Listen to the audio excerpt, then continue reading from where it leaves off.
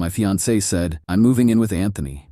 We're having a baby together." I replied, "Congratulations," then canceled her engagement ring, returned her car, and changed every password. 6 hours later, she was at my door, sobbing that Anthony had kicked her out. I, 36M, am writing this from my kitchen table, staring at a half-empty coffee cup and trying to process how fast your entire future can implode. It was Thursday around 2 p.m. when my phone rang. Sarah, 31F, my fiancée of 8 months. We'd been together 3 years, lived together in my house for the past year and a half. The conversation was short, brutal, and weirdly formal. "David, I need to tell you something. I'm moving in with Anthony. We're going to have a baby together. I'm picking up my things tonight." Anthony, 29M, her personal trainer. The guy she'd been working out with religiously for the past 4 months. I'd even paid for the sessions, thinking I was being supportive. My brain kind of froze for a second. The words didn't compute immediately. "Congratulations." I said it flat, emotionless, like I was confirming a dinner reservation. "That's it? That's all you have to say?" "What else is there to say? You've made your decision. I thought you'd fight for me or something. You're pregnant with another man's child and moving in with him, Sarah. There's nothing to fight for anymore." Then I hung up. The weird thing was how calm I felt, almost detached, like I was watching someone else's life implode. But under that calm, my mind was already working. First things first, the engagement ring. Called the jewelry store where I'd bought it 6 weeks ago, explained the situation. The manager was sympathetic, said they had a 60-day return policy for situations like this, minus a restocking fee. Drove there immediately, returned the ring, got back $11,000 out of the $12,000 I'd spent. Next, the car. Sarah drove a leased BMW that I'd co-signed for about 10 months ago. The payments came out of my account automatically. Logged into the leasing company's website, removed my payment method, called them directly, explained I was removing myself as guarantor effective immediately. They said she'd need to qualify on her own income or return the vehicle by the end of the month. Her personal training instructor salary wasn't going to cut it. Then I went home and started changing everything. Wi-Fi password, changed. Netflix, Disney Plus, all streaming accounts, logged out all devices, changed passwords. Home security system, changed the code. Her gym membership that I paid for, canceled. Credit card where she was an authorized user, called and removed her immediately. The whole process took maybe 3 hours. Methodical, efficient. By 5 p.m., I was sitting in my living room, everything secured, waiting to see what would happen next. 6:30 p.m., my doorbell rings. I look through the security camera. It's Sarah, crying, mascara running, holding 2 suitcases. I open the door but keep the chain on. "David, please, we need to talk. Anthony kicked me out." Why would Anthony kick out his pregnant girlfriend? It's complicated. He said he needs time to process everything. He wasn't ready for me to move in yet. The entitlement was staggering. She'd blown up our life expecting Anthony to seamlessly take over supporting her, and when that fell through, she was back at my door. That sounds like an Anthony problem, not a David problem. "You can't just cut me off like this. I can't get into any of the accounts. The car payment got declined. My gym membership is canceled." "You said you were moving in with Anthony. These are Anthony's responsibilities now. Please, just for tonight, until I figure things out." "No, Sarah. You made your choice this morning. You chose Anthony and his baby over our life together. I'm respecting that choice." Her face went from desperate to angry to panicked. "This is insane. You're punishing me for being honest with you." "I'm not punishing you. I'm accepting your decision. You wanted a different life with Anthony. Go build it, but I have nowhere to go. You have Anthony. You have family, you have friends. Figure it out." I closed the door and turned the deadbolt. She banged on it for about 10 minutes, crying, yelling, then finally left. The silence was actually peaceful. Update 1. It's been 48 hours since Sarah's announcement, and the fallout has been predictable. Thursday night, after she left my doorstep, I got a barrage of texts from new numbers. Clearly she was borrowing phones since I'd blocked her main one. "David, please, I made a huge mistake. Anthony isn't who I thought he was. I'm staying at a motel. I can't afford this. Please just talk to me." I screenshotted them all and didn't respond. Friday morning, her sister Jessica called my work phone. "David, What the hell is wrong with you? Sarah is devastated. She's practically homeless. Sarah announced she was moving in with Anthony and having his baby. I respected her decision. She made a mistake. Anthony turned out to be a complete asshole. He basically used her and threw her away. That's unfortunate, but it's not my problem to solve. She needs help. She has nowhere to go. She has family. She has friends. She has Anthony, who's the father of her child. Anthony wants nothing to do with her now. Again, not my problem. She chose him over me. You're being cruel. I'm being realistic. She ended our relationship to be with someone else. I'm not a backup plan. Hung up, blocked that number too. Friday afternoon, Sarah's mom called. That was fun. David, I'm ashamed of you. Sarah's pregnant and you threw her out like garbage. Linda, Sarah announced she was leaving me for another man and having his baby. I didn't throw her out. She left. But she changed her mind. She realized she made a mistake. She realized Anthony wasn't going to support her like I did. That's not changing her mind. That's facing consequences. She needs stability right now. She's carrying a child. Anthony's responsibility. You're heartless. I'm practical. Your daughter chose someone else. I'm respecting that choice.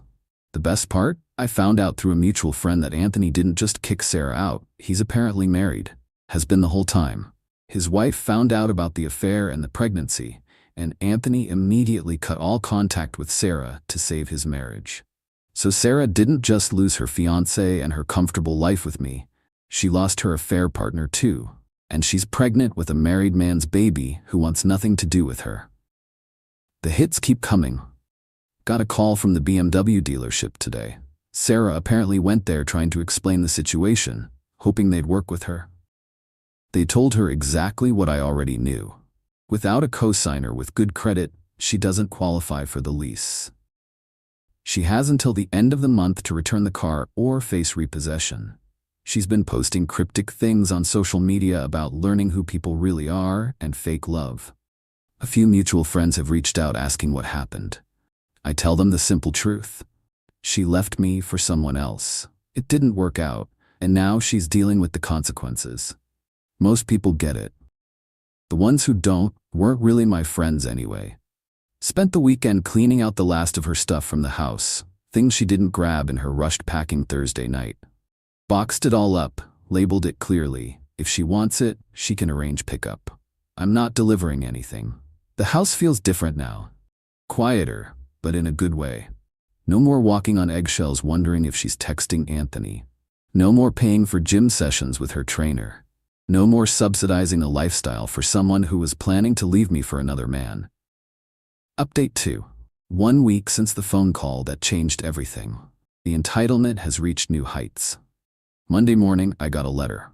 Not an email, not a text, an actual certified letter from Sarah. She'd had it delivered to my workplace. The letter was 3 pages of handwritten drama about how I abandoned her in her time of need and how she never meant for things to happen this way. The kicker was the last paragraph where she demanded I pay for her hotel costs until she gets back on her feet and suggested we go to couples counseling to work through this betrayal. The betrayal. She cheated on me, got pregnant by another man, announced she was leaving me for him, and I betrayed her by not funding her life afterward. I showed it to my lawyer friend Tom over lunch. He laughed so hard he nearly choked on his sandwich. She wants you to pay her bills after she left you for another guy, and she called it your betrayal? Apparently I'm supposed to be her safety net indefinitely. Save this letter. If she escalates, this shows her mindset clearly. Tuesday, the financial reality hit her harder. Got a call from my bank. Sarah had tried to use the credit card I'd canceled. Multiple attempts at different stores.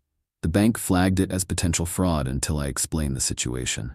Called the credit card company, confirmed she was no longer an authorized user, and asked them to note that any attempts to use the card were unauthorized. Wednesday brought the family intervention. Sarah's parents showed up at my house unannounced. I watched them through my security camera for a few minutes before answering. Linda, David, we need to talk. Sarah's dad, Mike, looked uncomfortable but determined. Son, Sarah made a mistake, but you can't just cut her off completely. Mike, she didn't make a mistake. She made a calculated decision to leave me for another man. The fact that it didn't work out doesn't make it my responsibility. She's pregnant. She needs support. Anthony's baby. Anthony's support, or your support, not mine. Anthony is married. He was using her. That's something she should have figured out before cheating on me with him.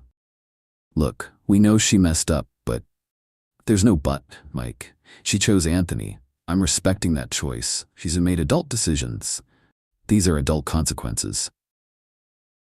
They tried for another 20 minutes, cycling through guilt, logic, and finally threats about doing the right thing. I stayed calm, stuck to facts, and eventually they left. Thursday was when things got really pathetic. Sarah showed up at my gym, the one I still go to, not the fancy place where she met Anthony. She cornered me by the free weights. David, please just listen to me for 5 minutes. You have 3 minutes. Clock's ticking. I know I messed up. I know I hurt you, but I'm pregnant and scared and I don't know what to do. 2 minutes. Anthony lied to me about everything. He's married. He never intended to leave his wife. He just wanted to have an affair. I was so stupid. 1 minute. I miss you. I miss us. I know we can work through this if you just give me a chance. Time's up, Sarah. You didn't make a mistake. You made a choice. You chose to cheat with Anthony. You chose to get pregnant by him. You chose to leave me for him. The fact that he turned out to be exactly what everyone except you could see doesn't change any of that. But I love you. No, you love what I provided. Stability, financial security, someone to take care of you. Anthony offered excitement and adventure until reality hit. Now you want your safety net back. That's not true. You announced you were having another man's baby and moving in with him. Everything I did afterward was just accepting that reality. If Anthony had been everything you thought he was, you'd be happily setting up house with him right now. I grabbed my towel and headed for the exit. Find a new gym, Sarah. This one's mine. Got a text later that evening from Jessica. You're a heartless bastard. Sarah is sleeping in her car. My response, she chose Anthony. These are Anthony's consequences to manage. Block Jessica permanently. Final update. It's been 3 months since Sarah announced she was leaving me for Anthony. Time for the final chapter on this mess. The immediate aftermath of my last update saw Sarah's situation spiral quickly. Turns out sleeping in a BMW you can't afford while pregnant isn't sustainable. She lasted about a week before the car got repossessed. I drove by the lot where they towed it, saw it sitting there with the dealer plates back on. Her parents finally stepped up, sort of. They let her move back into her childhood bedroom, but from what I've heard through mutual friends, it's been a disaster. Sarah expected them to provide the same lifestyle I had: eating out, shopping trips, entertainment budget. Instead, she got basic room and board and lectures about responsibility. The pregnancy itself became another complication. Anthony, in his desperation to save his marriage, apparently convinced his wife that Sarah was lying about the paternity. He demanded a prenatal DNA test. Sarah agreed, probably hoping it would force him to step up. Results came back. Definitely his kid. Anthony's response wasn't to leave his wife for Sarah. It was to lawyer up and prepare for a custody fight while offering minimal child support.